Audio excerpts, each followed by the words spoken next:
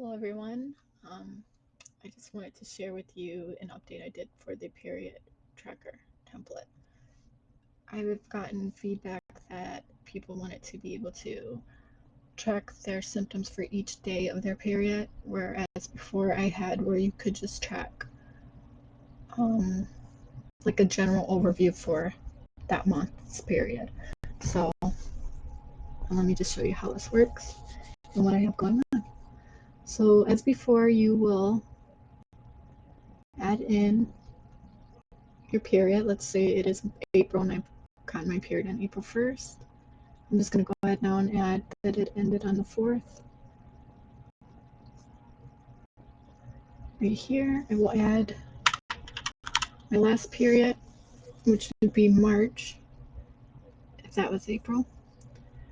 Okay, and as you can see, I now have this information. When I scroll down here, I've done this view where it shows each day. So because I've just entered that, this has popped up on the board. If I want to enter my symptoms for the month of April, let's scroll down real quick here in the page view. Sorry, I'm going to add April 1st, add in the date,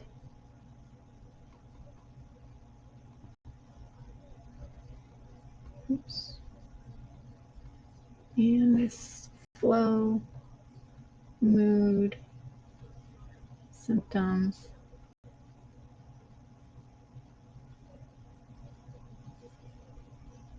any meds I'm on. I didn't really drink, okay. My energy, I'm just putting anything. And then you just get right out of there and scroll down, and there it is, April 1st, my symptoms for that day. And then I can add the 2nd and the 3rd and the 4th for each of those days. This is one way to view it. As you can see, each day you click on it's like a whole page. So you could click on here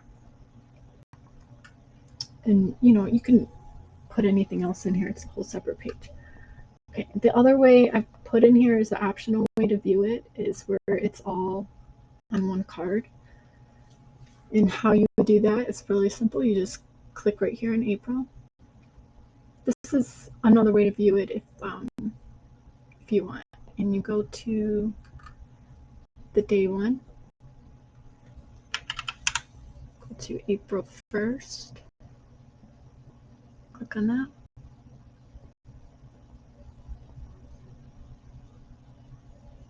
And there it is. And then you'll add each day and they'll just kind of go in there how these are. If you don't want this other view, you decide I don't need that. And you go into your April to add your symptoms for the day.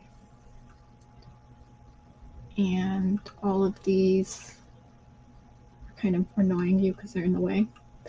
You can either delete them because you're not using that view. This part here where it's day 1, day 2 symptoms and that. Or, let me see, I think I can do it from here. You can go to customize page and hide those. So, where are they? Oh, here they are. I have them on as always show. You can say always hide so that you're not scrolling down a lot when you go to enter your symptoms.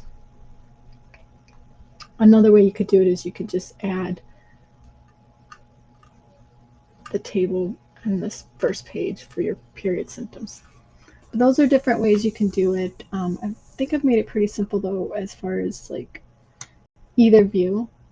If you have any questions you'd like me to add or maybe take away something because maybe it's too confusing or it's too much, any feedback I'm open to, and I always like to improve.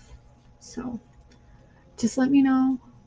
If you do like this template, go ahead and leave me a review. You can even follow me on Grumroad. You can follow me on Twitter. You'll see the link on Grumroad. And if you like this video, like and subscribe. I will try to make time to make more. And thank you so much.